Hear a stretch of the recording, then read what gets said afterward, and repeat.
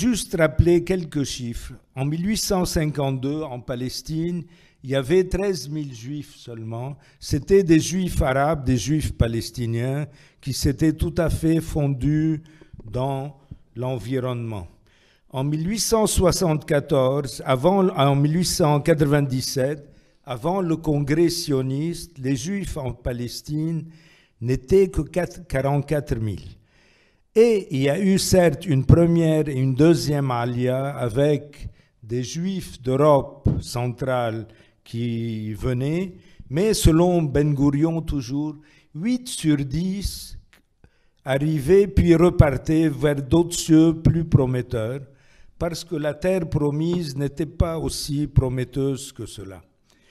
En 1914, au déclenchement de la Première Guerre mondiale, les données du recensement ottoman nous donnent 602 000 musulmans et 81 000 chrétiens, donc une affaire de 681 000 Palestiniens et 60 000 juifs, dont 39 000 de nationalité ottomane. Pas beaucoup. En plus, les juifs qui étaient en Palestine ont été chassés par Jamal Pacha, qui rêvait de se constituer un royaume à lui tout seul en Syrie et en Palestine, à telle enseigne que la population juive, au moment de la déclaration Balfour, avait été pratiquement réduite à sa portion congrue. Maintenant, si on compare les chiffres avec 1948, on voit que le nombre des Juifs s'est beaucoup accru, puisque au moment de la guerre israélo-arabe, la première guerre israélo-arabe, il y avait 650 000 Juifs déjà, la plupart des rescapés de l'Holocauste nazi qui s'étaient réfugiés en Palestine, aux grandes dames des Palestiniens. Comment les Palestiniens vont réagir? Ils vont réagir, vous l'avez rappelé Valérie, d'abord par les massacres d'Hébron, il y aura aussi la grande révolte arabe, mais il y a aussi le taux de natalité des Palestiniens. Ce qu'on ne sait pas, c'est que le taux de natalité des Palestiniens, avant la création de l'État d'Israël, était très élevé, était, je peux dire, anormalement élevé par rapport à celui de l'environnement arabe. Le taux de natalité moyen des Palestiniens atteignait 55 pour 1000, ce qui est un taux colossal qui correspond à près de 9 enfants par femme. Dans les années 30. Dans les années 30. Oui. On peut dire donc que déjà pressentant peut-être leur expulsion en 1948, où 750 000 Palestiniens devront décamper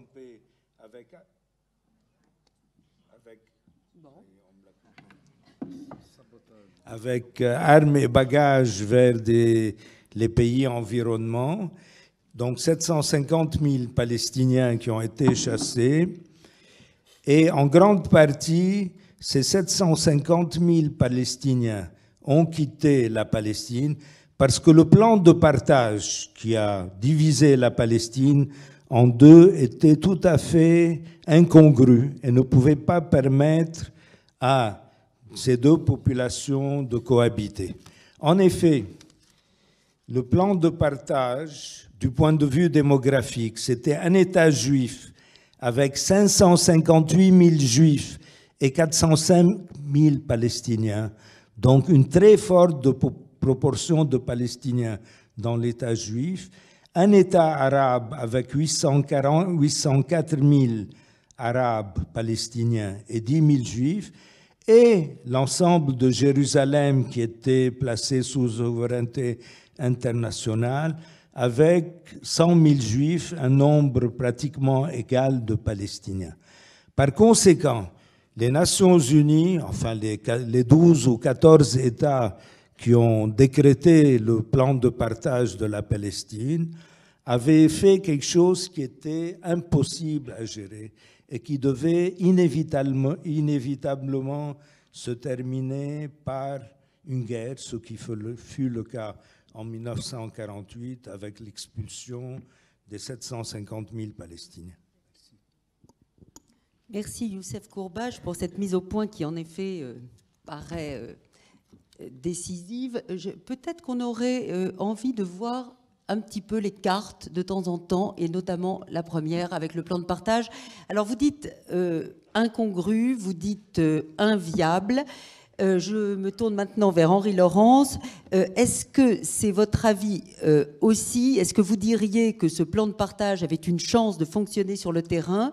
Vous faites une spécialité de replacer toujours les choses dans un cadre plus large, notamment historiquement. Quelle est la réponse que vous donnez à cette question, évidemment?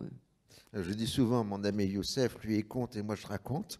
Hein, donc racontez-nous. Voilà.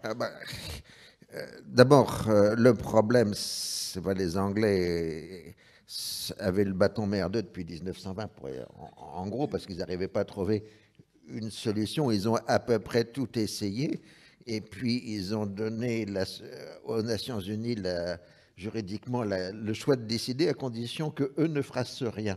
Puisque les Anglais ont dit...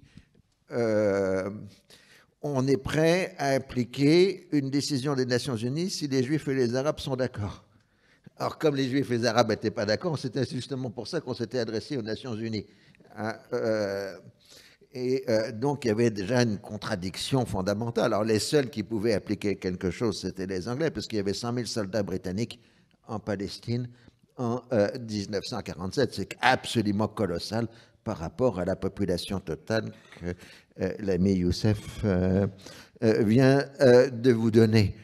Alors, pourquoi ça a échoué? Parce que d'abord, les Palestiniens ne pouvaient pas admettre que perdre leur patrie ou un morceau de leur patrie était acceptable. C'était quasiment primaire chez eux. C'est une injustice, c'est une impossibilité. Pour eux, c'était comme si vous faisiez un État français sans Paris, Marseille et Lyon.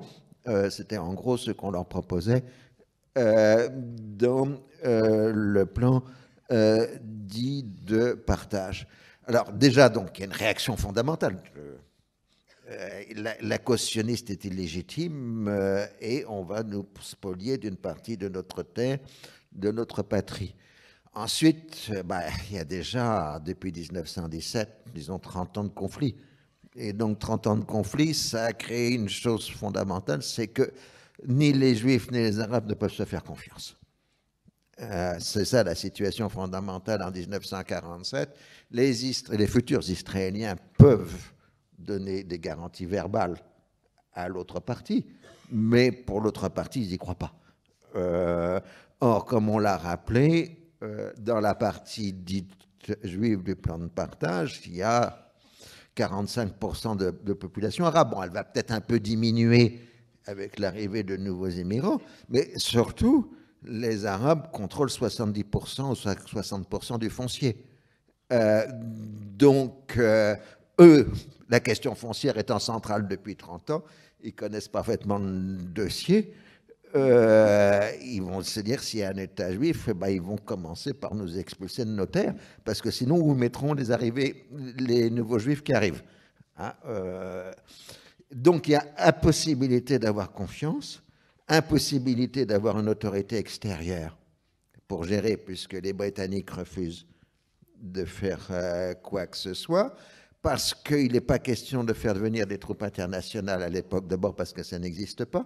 Ensuite, on est au début de la guerre froide.